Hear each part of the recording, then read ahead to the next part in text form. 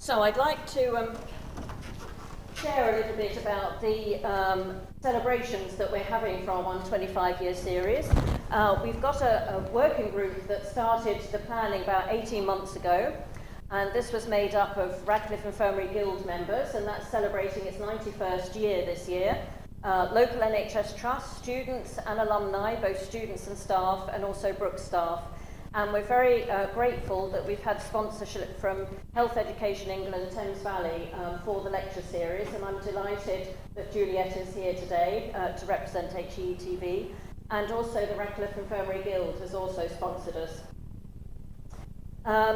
So we have a celebration booklet which you can have a browse through at the exhibition, and that, interesting enough, our first probationers were accepted for formal training in 1891, and they would come on a trial basis for a month, and if considered suitable for training, they would be required to sign up and stay for 12 months, but only if they showed outstanding ability, which I'm sure Lynn will share with us what she thinks outstanding ability was, but it's how things have changed. I'm sure all of our current students are really outstanding too. So what have we got going on during the year? We've got the lecture series.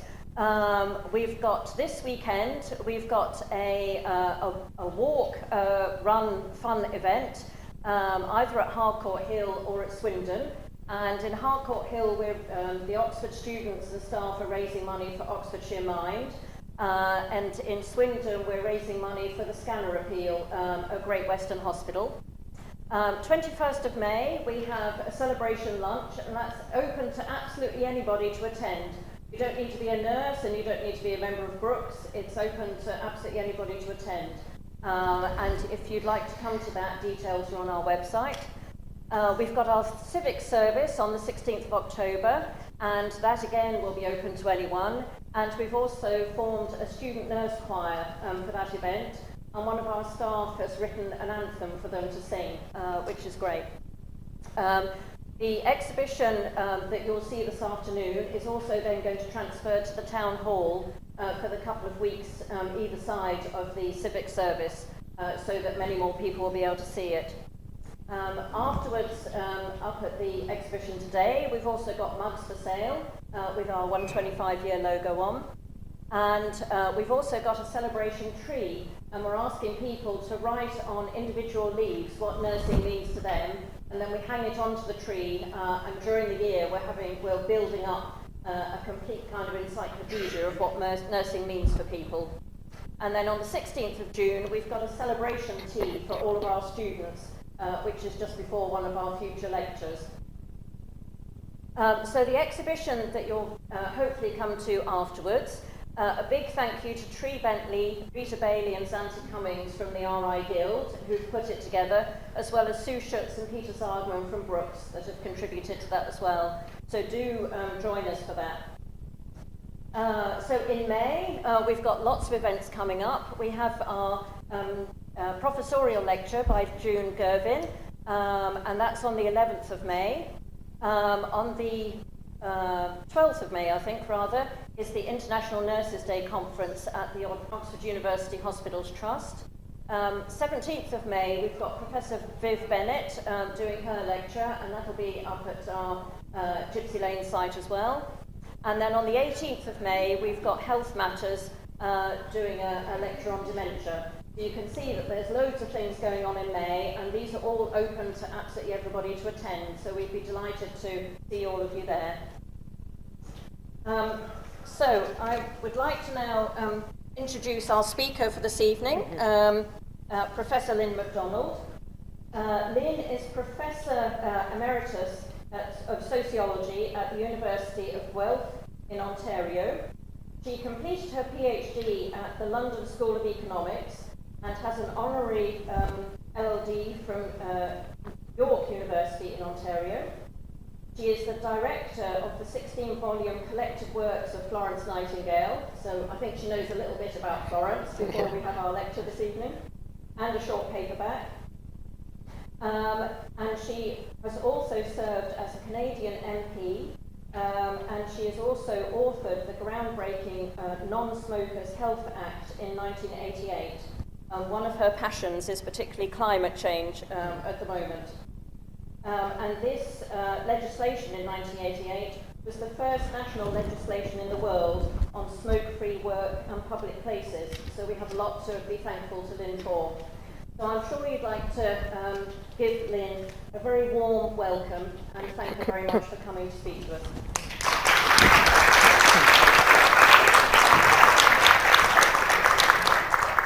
Thank you very much, Liz. Now, to get my own PowerPoint up. Who can give a talk these days without a PowerPoint, I ask you? I'm delighted to be with you, and I say congratulations on the very interesting events you've got lined up, and obviously they've already started, and the exhibition, which I have had a quick look at. And it's my job, really, to give you a little bit more context, and you'll be even more grateful to the people who started professional nursing at the Radcliffe when you hear how difficult it was to do so. It was indeed a stormy start. It shouldn't have been in the circumstances, but in fact it was. Now, I happened to come onto this by working on Florence Nightingale, and as Liz pointed out, I'm not a nurse or a doctor. I'm a social scientist, which is how I got onto Nightingale. If you wonder what 16 volumes looks like, they're also available as ebooks, but they're great thick books. And they report what Nightingale did. And Nightingale, of course, interacted with nurses and many, many other people and kept their correspondence so that we have this rich archive of material as to how trained nursing got going, including at the Radcliffe. Well, you probably know something about Nightingale. Her fame came from the Crimean War, but the most important work she did, of course, built on that fame. And the lessons that she learned about what not to do in those terrible war hospitals became the chief chapters in Notes on Nursing. She found out how they did it wrong: no ventilation, overcrowding, no sunlight, lousy nutrition. Well, then what she was teaching was the exact opposite. Well, so Nightingale really was the major founder of modern nursing. People were called nurses before, but they weren't what Nightingale made of them, which is people who looked after patient care.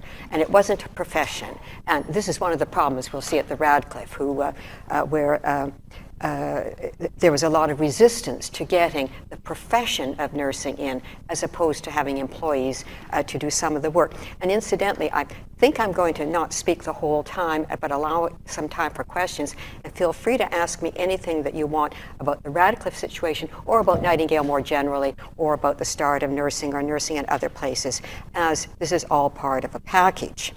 So Nightingale was a social scientist, and the statistical work she did after the Crimean War was really groundbreaking, and as a result of that, she was named the first she was elected the first fellow of the Royal Statistical Society. And so this gets us into things like evidence-based healthcare. That's not the subject today, but I'm just trying to give you some context as to why she's important. And the point I would want to make is she's still important, because those things that she pioneered are perhaps even more important nowadays. And given the much higher educational level of nurses, they can take advantage of the things, of the directions that Nightingale wanted to take nursing. And of course, she was a pioneer environmental health theorist. And we don't want to leave any of that behind. Now, the origins of trained nursing. The school that Nightingale started was at St. Thomas's Hospital. It opened in 1860. So the Crimean War ended in 1856. Money was raised in her honor, which she spent on opening this training school. Why St. Thomas's? Because it had started to reform nursing. People find it very difficult to imagine. We think of nurses as respectable people, right? You know, you don't think of them as being, slovenly, drunk on the job, demanding bribes for services. We just don't think of that. And I was giving a talk in Edinburgh, and it explained at the Edinburgh Royal Infirmary, one of the jobs of the junior residents was to haul in the night nurses, haul them in. They were drunk before the shift started. and we just can't imagine those things. So I just think that we should understand those things to see how important a change Nightingale affected, and the band of pioneers that worked with her.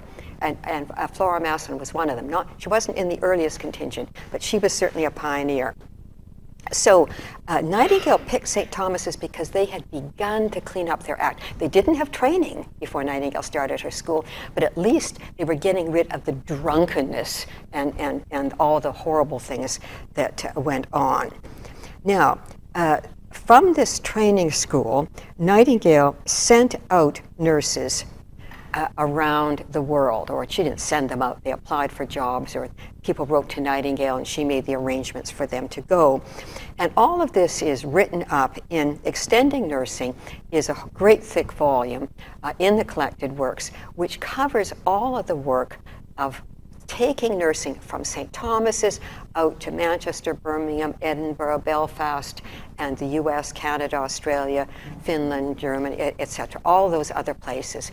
And it's very sizable. If any of you are interested in the history of nursing, there's a massive database of letters that have never been really analyzed. There's all kinds of material. People could get theses, books, articles out of it. Let me know if anyone has any historical interest. And then this is the dust cover for the volume 12 in the series, which is the training school itself. And this is where Flora Masson got her training. Now, this is not the training school. This is a picture of a class at Claydon House in Buckinghamshire. And Nightingale is in that picture. She is that central figure. She looks rather old there, and she's rather plump at that stage. And Sir Harry Verney, who was the chair of the Nightingale Fund, was there. And the woman beside him was Miss Crossland. She was called the Home Sister. She should have been called Deputy Matron. She was in effect like she was the nurse tutor. But they didn't have that title. And when I say tutor, she didn't give lectures. Nurses weren't up to giving lectures at that stage. She went to the lectures given by doctors and took notes herself and coached the nurses so they could pass their exams. Again, people just don't know how difficult it was because, of course, doctors went to university. Nurses were women. They couldn't go to university. And they didn't even have the equivalent of a secondary school education. So this was a very, very difficult start. And Nightingale, I think, wisely decided, well, we'll start where it is. So that's why it's mainly apprenticeship training with some lectures, but you couldn't have started it with a high demand of intellectual content because women didn't have that kind of background. But of course, that came later, and no doubt having trained nurses helped to move it along. But look also, this is not a large group of people, right? This is a nursing class, and it's not a large group. So that these people was a small band of highly motivated, dedicated people who really transformed nursing throughout the world, place by place by place by place. And then they sent people out from where they were. Now, the Radcliffe Infirmary, why did it start so late? Who knows? I've just given you a little bit of background. The training school started at St. Thomas's in 1860, and the reforms had begun even earlier. But the Radcliffe Infirmary, we don't get Flora Masson's appointment until 1891. And even then, it was a very, very difficult start because Radcliffe nurses were the most wretched creatures of all the private nurses I've ever known. Nightingale knew that because they nursed her sister at Claydon House. Claydon House, Buckinghamshire, is not that far away, right? And indeed, Sir Henry Ackland would go to give care to the Verney family. Now, Flora Masson herself was an excellent choice for Oxford. She had terrific academic connections. Her father had been a professor, and he was then a historiographer royal for Scotland. And poor Flora Masson, as things get worse and worse at the Radcliffe, she's tootling off to the Highlands to recuperate for yet another struggle with the Board of Management. But she was well chosen for the job. You would think that all of this would help. Maybe it did help, but it certainly, she still had a very, very difficult time. Now, Nightingale realized that her matrons would have trouble, and many, many of them did. Flora Masson was by far not alone. There were lots who did. And so she tried to help to prepare the way for them. And Masson herself described getting a gift from Nightingale when she was starting her job.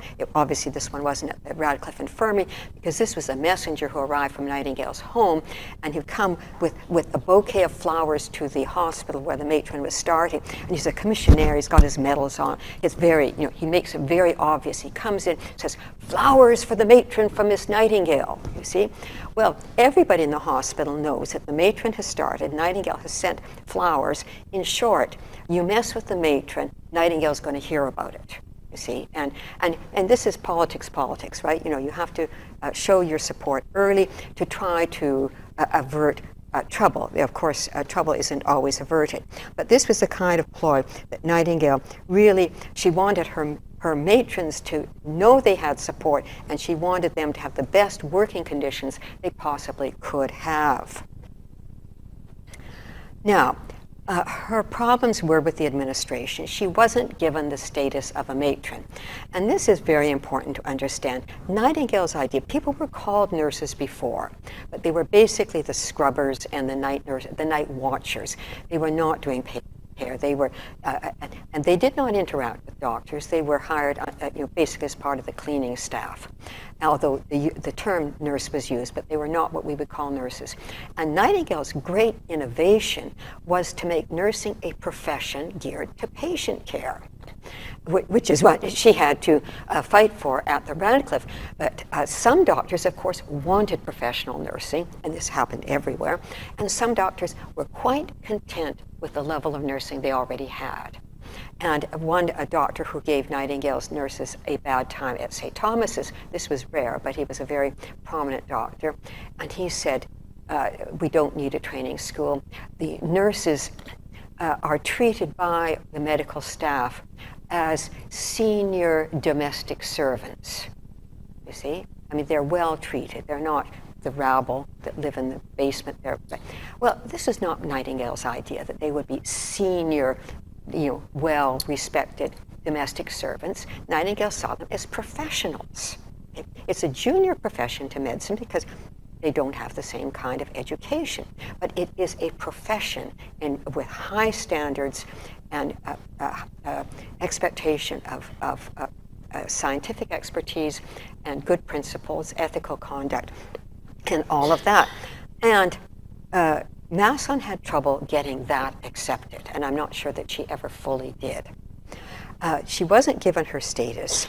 She was highly trained. St. Thomas's was probably the best school at the time, or certainly was way up there. And one of her duties was to weigh the meat, to count the bread, and all of this stuff. And Nightingale, this is just nuts. She shouldn't be doing that. She's not the grocer's boy, and they're not letting her do her job as a nurse and as a superintendent of nurses and as a trainer of probationers. And so there were numerous inquiries. 1894, she called the conduct of the committee iniquitous. Well, but she survived that first investigation. People would complain to the committee of management, and they'd set up a committee of investigation, and poor Masson would be hauled before a committee, would have to defend herself. One of the things that she had to do was she appointed somebody from St. Thomas's. Well, St. Thomas's was probably the best nursing school, if not, it was certainly high up there. And the person was competent, and indeed the investigation exonerated the matron. This gets reported in the Oxford Press, right? Matron found charges of incompetency found, not to be valid. Well, what? You don't want that coming in the newspapers, that they haven't found you to be incompetent. Why are you being investigated for incompetency? And this was just constantly going on. She asked for an assistant matron, and she got one. She won some of her battles, but not all of them by any means. Now, she also had very good support. As I say, she came from a very distinguished academic family, and she had the support of Charlotte Green, Mrs. Green, wife of a very prominent philosopher, and who I think was actually a member of the committee. So there's correspondence showing that she is kindly treated by many people. The situation wasn't totally awful, but the Board of Management really was pretty awful. So she, as I say, she survived the first investigation, but the second one was more difficult.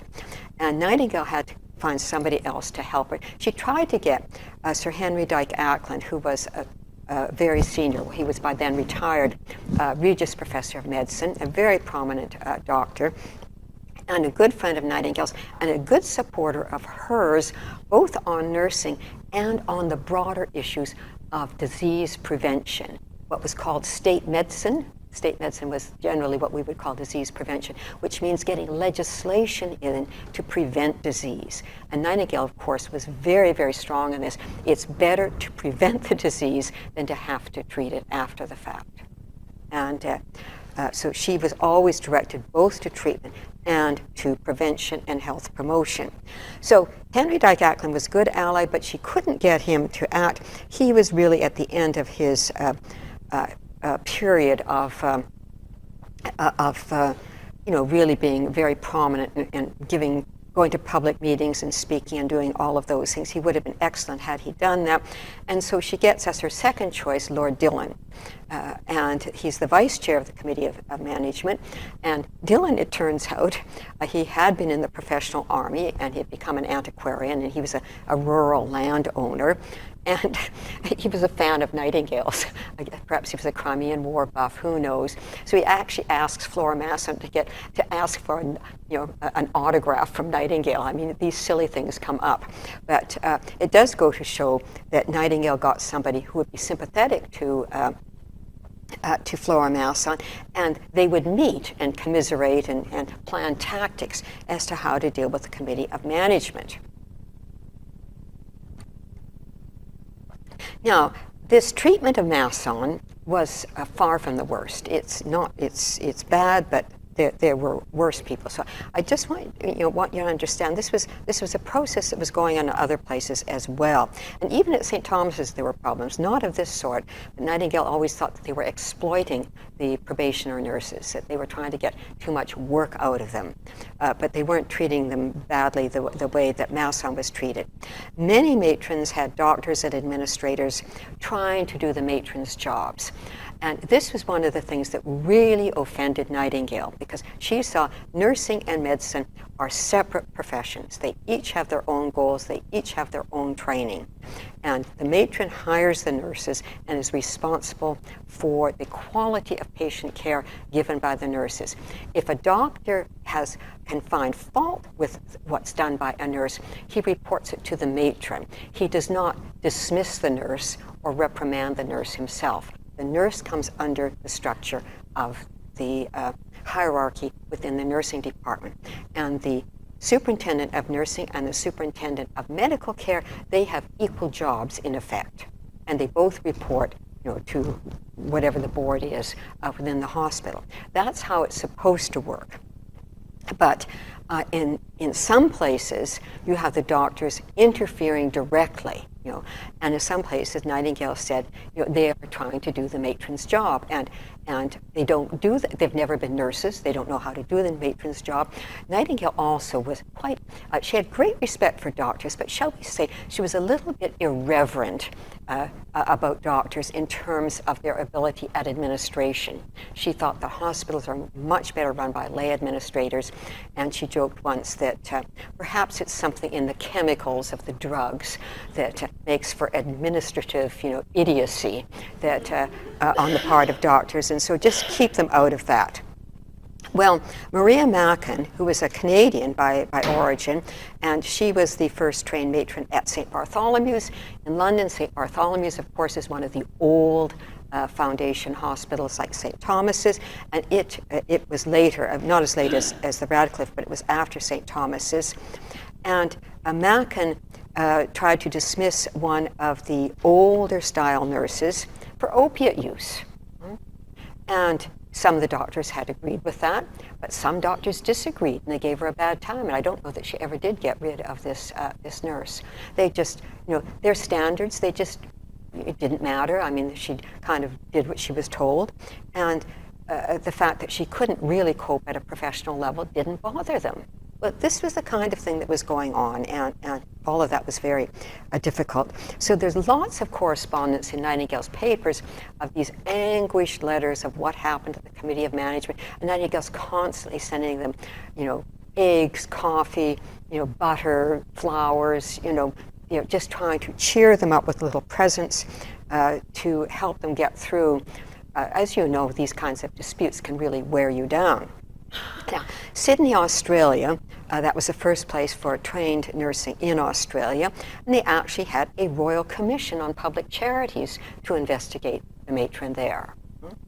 And she was exonerated. I mean, it was very public. It was the doctors gave evidence. It was reported in the newspapers. You can imagine how stressful all of that would be. Nightingale wrote a lengthy letter to the chair of that committee. The chair of that committee, Mr. Windire, in fact, was an ex-Brit. From Buckinghamshire, was a friend of the Verneys who was connected with Nightingale, and was a very progressive man in favor of the vote for women and women's education and so forth. So he was very sympathetic to the matron, and she survived that, but she didn't get reappointed at some, when her reappointment came up. So that one was, she survived the actual investigation. And St. Mary's, Paddington, had Rachel Williams, was a very outstanding nurse. She'd been assistant matron at Edinburgh, and she went there, and there was a misunderstanding. Nightingale thought it was a misunderstanding. They thought that she had given a false report of a salary offer and that she was being paid too much. Nightingale thought it was simply a misunderstanding.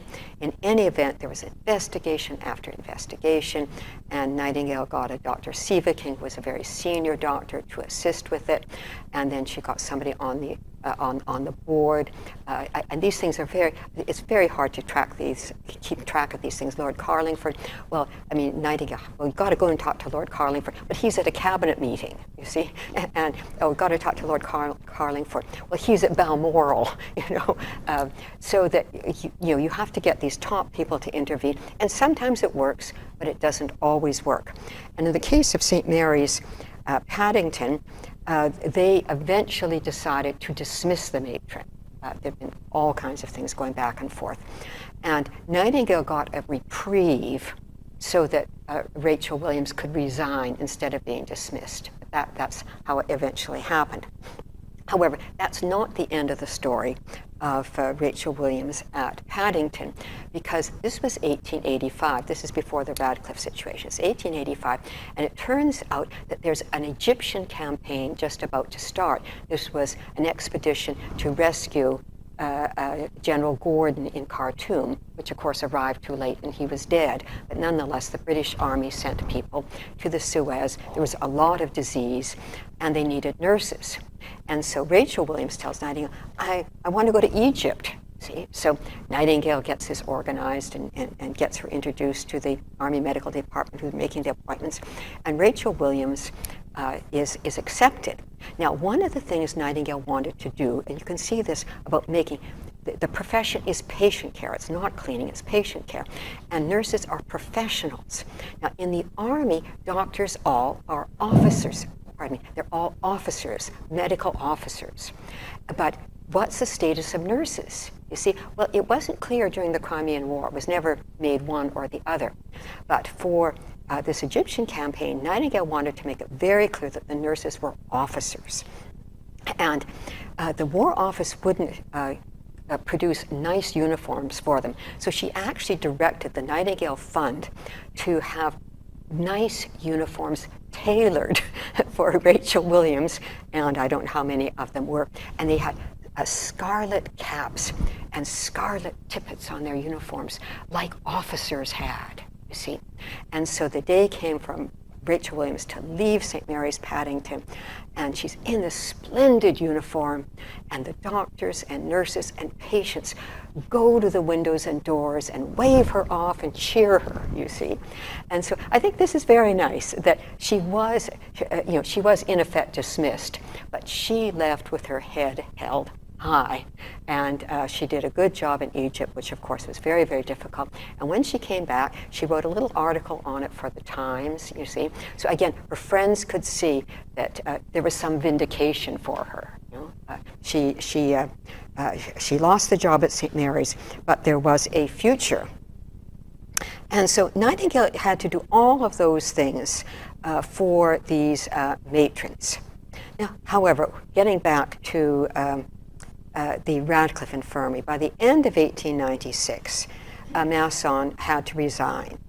And neither she nor Nightingale could see any way around it. Lord Dillon, he got a motion passed, and then it would be reversed at the next meeting. All of this would be covered in the newspapers, ructions at the Radcliffe Infirmary, and but it was not resolved finally. And Lord Dillon also resigned, for what it's worth, but he was obviously disgusted with how the management had conducted itself. Masson consulted Nightingale on a next job, and she tried to go to St. George's in London, which is a pretty prestigious hospital. She didn't get in there, but she was appointed matron at the Homerton Fever Hospital. And that was one of the new class of hospitals. The old ones, like the Radcliffe and St. Thomas's and St. Bart's and so forth, were the charities. They were voluntary charities.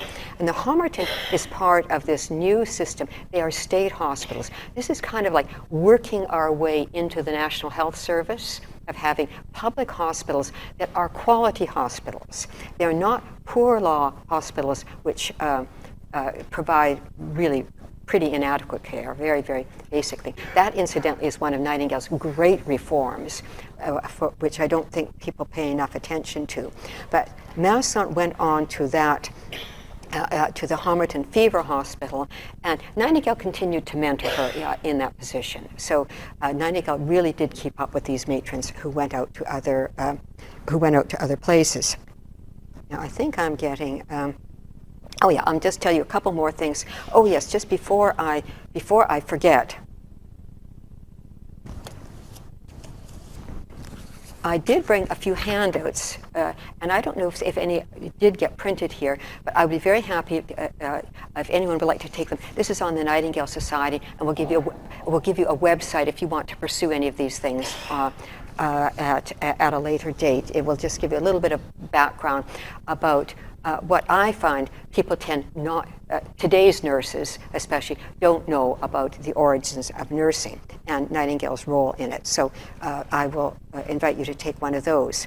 Now, Masson, as I say, came from a cultured family. Her father was a professor and an author, and she herself published a biography of Robert Boyle, chemist, and she published literary criticism and reminiscences of the Highlands because her father spent quite a bit of time there and she visited there. And then she published a tribute to Nightingale on Nightingale's death. Florence Nightingale, O.M., Order of Merit. She got the Order of Merit very late in life by one who knew her. And it's quite a charming piece of work. It's not, it doesn't tell you anything clinically, but it's interesting as it tells you something about the interaction that Nightingale had with her. And the Victorians all recounted 10 years of visits. This last visit, actually, the last visit that Nightingale had by a nurse was not from Masson. It was by somebody else. But Masson did visit her for some 10 years, and she describes it in that book that the visit to the chief, dearest chief, the letters sometimes start, and they describe Nightingale's rooms as light, airy, curtainless. Light and airy because Nightingale believed in ventilation and sunlight, right? And curtainless because fabrics were absorbent, and you want to keep surfaces clean. You want to have them as little absorbent as possible. We would say, because that's where the germs hang out. She didn't know that until quite late in life that it was germs, but she knew there was something going on there. And the general effect, said Masson, is one of whiteness, simplicity, and flowers. The window opened to a balcony. This is near Hyde Park in London, just off of Park Lane, where sparrows picked at breadcrumbs, and Nightingale fed birds. She loved. She couldn't get outdoors for most of her life, and Masson says that they could hear a call to prayer at a mosque from the open window.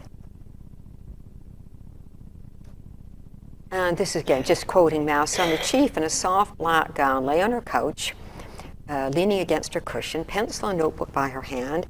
She didn't like to talk about the past. She didn't like to talk about the Crimean War very much. For one thing, it was just such a horrible experience, and she did her work on it in writing and analysis and graphs and charts and so on, but she didn't like to talk about it afterwards.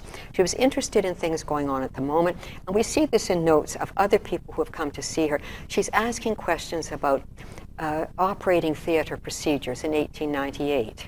She's wanting to catch up with, what disinfectants are being used, what's the job of the nurse, how things are moving. She'd like to keep up, and of course, increasingly, she had people coming to her who had experience that she had never had, that they picked up in their own hospitals or including other countries.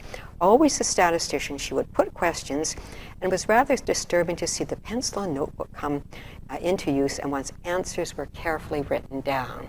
Well, if any of you have any historical interest, these notes have been preserved. I mean, there are dates and the person's name, and you get comments of what the person actually said. And this was, it was a mentoring process, and then if Nightingale needed to write a letter of reference for the person, and she wrote many letters of reference for people who've been to the Nightingale School, she could refer to her notes, and she could give quite an accurate description of the person and what their training had been. Nightingale was very, very thorough in writing letters of reference, and probably many of you have written letters of reference, and if you want the person to have a good chance of getting the job, you've got to pay a lot of attention to it, and that was something that Nightingale certainly did. Now I'm just going to wind up. Oh yes, yeah, there will be some time. Just going to wind up with a couple of visuals. I don't have a visual of Flora Masson, I'm sorry to say. I don't know if anyone has found one in your archives at all. I'd be very pleased. There were photographers around then, certainly. There are lots of pictures of many, many people, but I certainly have not seen one of Masson, nor does one appear in any of her books that I've seen, which you might think. Now, this Nightingale statue is in the main lobby of the Glasgow Royal Infirmary. It had been off in the storage area earlier, and I think it's a very, you see what a very nice statue it is, and of course it's next to Lord Lister, right? And he was the pioneer of antiseptic surgery. Nightingale's the pioneer of modern professional nursing, and they're clearly not having a discussion, but there they are, two pioneers together, and actually you can't see it in this picture, but the next plaque is Rebecca Strong, who was, again, as Flora Masson had been a Nightingale nurse, but then Rebecca Strong is the person who had introduced professional nursing to the Glasgow Royal Infirmary. And here's where this statue is in real life now. And I love this. It's a pretty statue, and of course it's not very pretty with all the hospital equipment, but I think it gives us something of the flavor of where Nightingale is now, in a real hospital with all of this stuff around. And for me, what's very significant is, look, to me, she is speaking into a microphone. See? and she's reading something, but she's speaking. And ladies and gentlemen, I will say, I think she's still trying to speak to us about what's important in nursing and in healthcare, and I think she still has a lot to say to us. Thank you.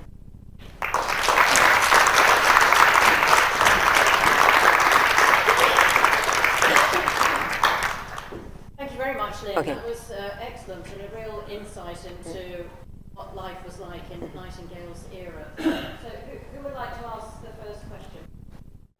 I'll have to ask you, unless there's another, but if you could speak up, and then I've been asked to repeat the question, so we'll have it in the recording.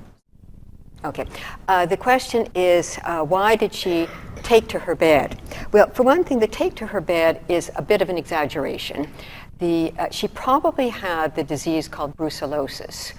although it was not identified. She probably got it in 1855 in the Crimean War. It was called Crimean fever. And nowadays it would be treated with antibiotics, and it wouldn't be any worse than your average cold, but it was a killer then.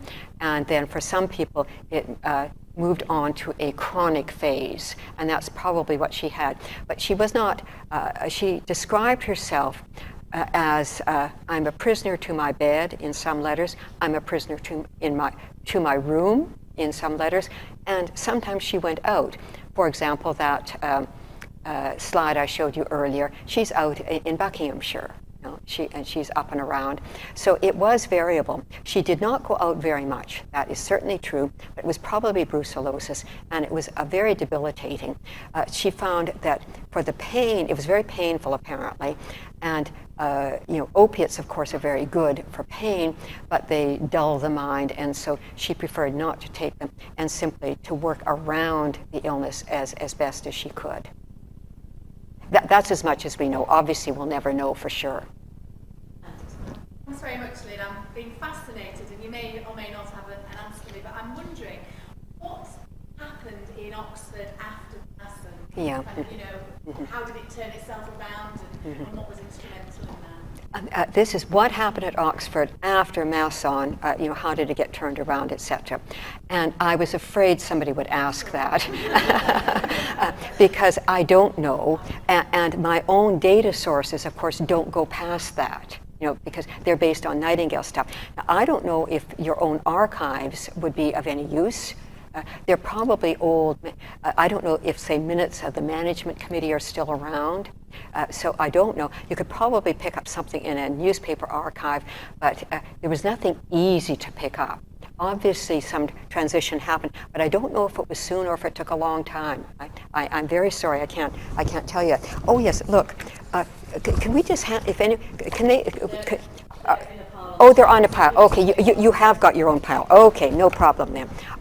Okay. Yes.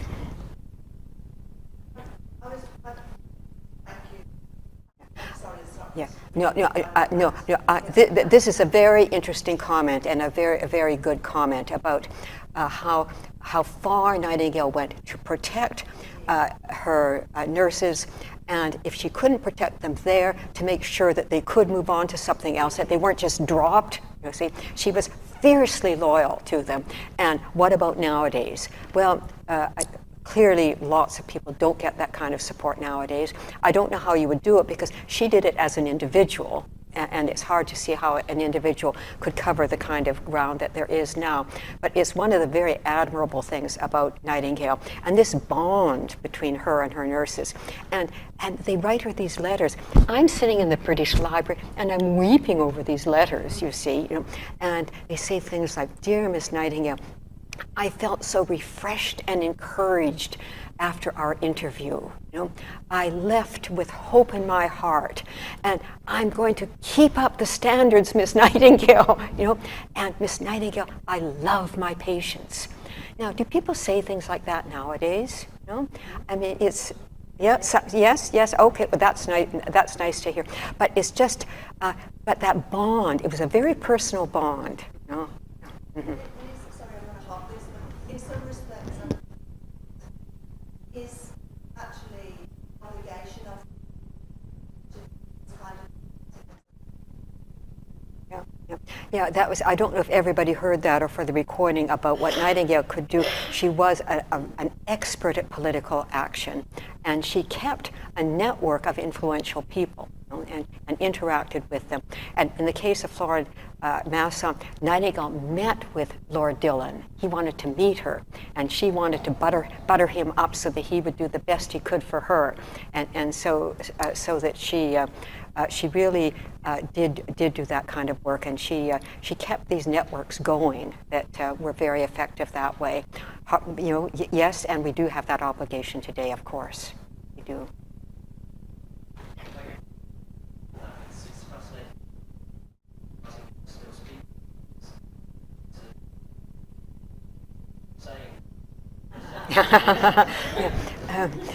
What is she saying? Well, I think she's saying that we still, we have to be concerned about priorities. We have to be concerned about standards. Let's keep compassion very central. And she had this balancing act, nursing as a science and an art.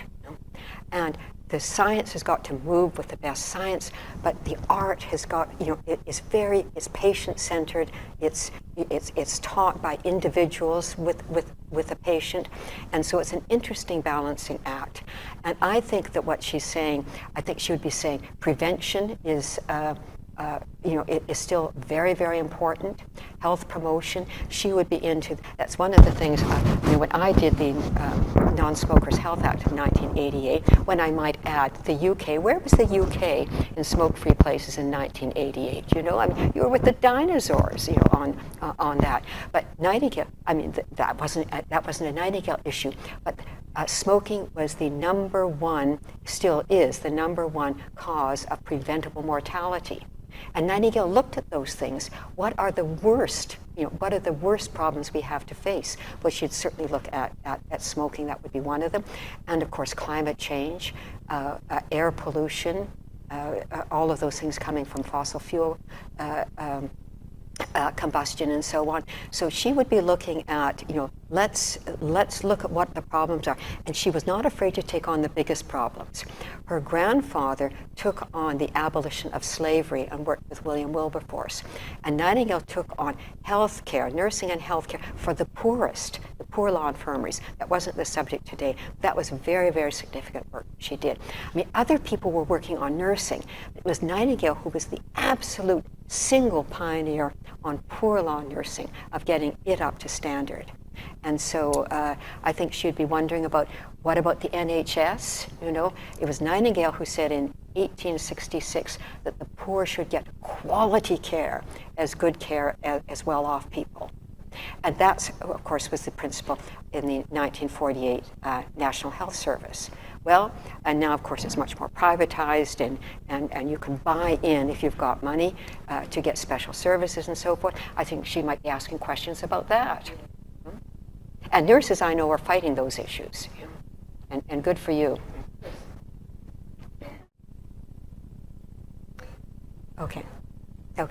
Okay, how did I get onto Florence Nightingale? It's a bit of a devious route. I am a social scientist, started off doing number crunching, and then got on to more theoretical work. And I decided at some point, and I did a book called The Early Origins of Social Sciences. And I decided, as a woman and a feminist, I would include women along with the men. Usually, if you take a political theory course or classical philosophy or something like that, you hear about the men, and you might well think that there aren't any women, but there were some. Not as many, but there were some. And that's when I discovered Nightingale for her work as a social scientist in data analysis, in causal relations. So she gets a small bit in that book. And then I did 2 books, The Women Founders of the Social Sciences, and then one on women social and political theorists, which get bigger sections. And so I did more and more work on Nightingale, and then I realized her work just really wasn't very available. There's the old notes on nursing, but that's not going to get you onto social policy or those kinds of issues. And so I decided that to get her work out would be well worth doing. And indeed, I found it to be quite fascinating, because she worked on India, she worked on philosophy, she worked on social science, religion, her spirituality is very interesting. And of course, nursing is part of it, but nursing is part of patient care and is part of health care. It's very, very holistic. So I found her very exciting to work on.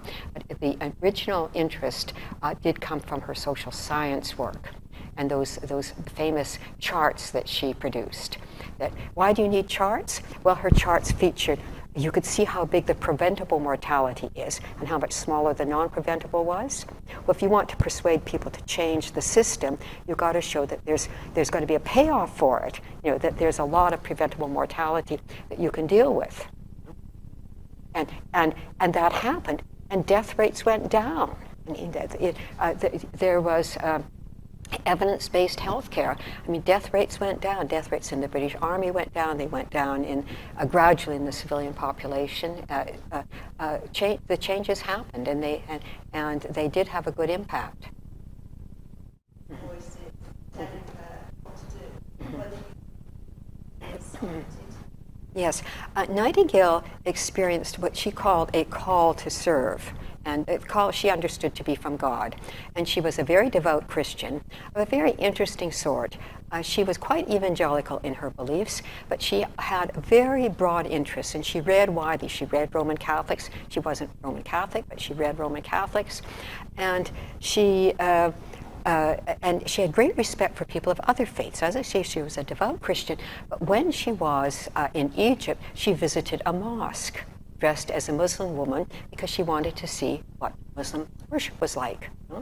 So her spirituality was very important to her and to many of her nurses. Now, she was resolutely firm that her training school would be secular, and people could come in from any church or no faith at all, and they did. But they were mainly Church of England, and then probably a fair number of, say, Methodists and and other Protestants, but not exclusively. So that nursing had to be open to everybody, but many of her people were very devout. Flora Masson was not a devout person, but many of her matrons were, and who talked frankly to her about their own spirituality and people talked to her frankly about they feel that their work as a nurse is a calling from God. They saw it as a real opportunity to serve God by helping people in this skilled way. It was very, very important to her, and she kept up her interest in religion. Her Bible is annotated. She had one of those Bibles that it's printed, and then every other page was blank, so that you could make comments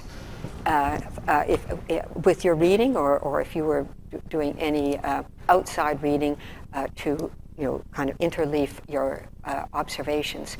And her comments are in 6 languages other than English. She read Ignatius of Loyola in French. She didn't read, but she, there are quotations from Latin, from German, and it's quite fascinating. But clearly that was very significant for her, because she couldn't go out, or very seldom went out. She didn't go out at all to church services after she became very ill. But it was the master of Balliol College, who was a Church of England priest, who would go to London to take communion to her there. So she kept up that connection. It was a very profound connection for her. Perfect timing, Lynn, and thank you so much again for entertaining us really wonderfully for the last hour. Okay. Thank you so much. Thank you.